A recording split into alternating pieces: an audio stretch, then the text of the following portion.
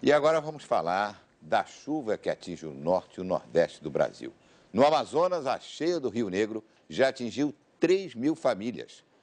Vamos para Manaus agora conversar com a repórter Daniela Branches.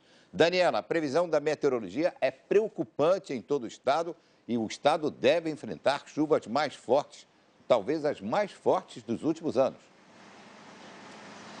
Bom dia, Renato. Bom dia, Renata. É realmente preocupante. Neste momento não chove na capital do Amazonas, mas a chuva em todo o estado é um dos principais fatores para a subida das águas amazônicas. Hoje o nível do Rio Negro, que banha a capital do Amazonas, ainda vai ser monitorado. Mas para se ter uma ideia, Renata e Renato, ontem o Rio Negro chegou a 28 metros e 46 centímetros, 23 centímetros a mais do que em 22 de abril de 1953, ano da maior cheia em todo o estado.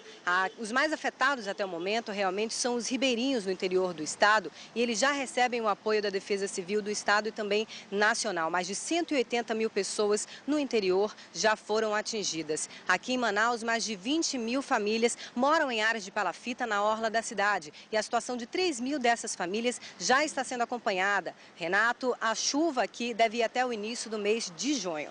Renato. E a Prefeitura de Salvador decretou situação de emergência por causa da chuva forte também. Uma criança morreu na enxurrada.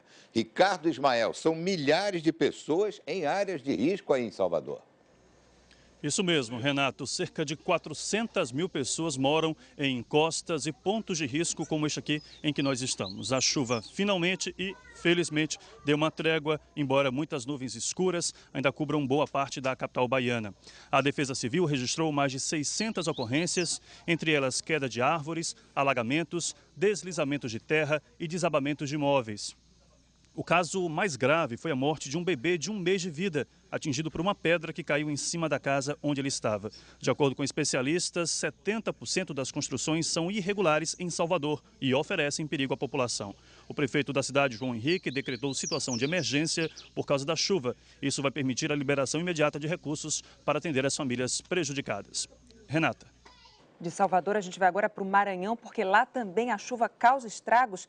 Sidney Pereira, o repórter, está na cidade de Pedreiras, é uma das mais atingidas. Sidney, é impressionante, o rio Mearim continua subindo. Bom dia, Renata. A situação é mais grave porque continua chovendo nas cabeceiras e o rio Mearim, que alaga Pedreiras e Trizidela do Vale, as duas cidades mais atingidas, continua subindo e está agora 9 metros acima do nível normal.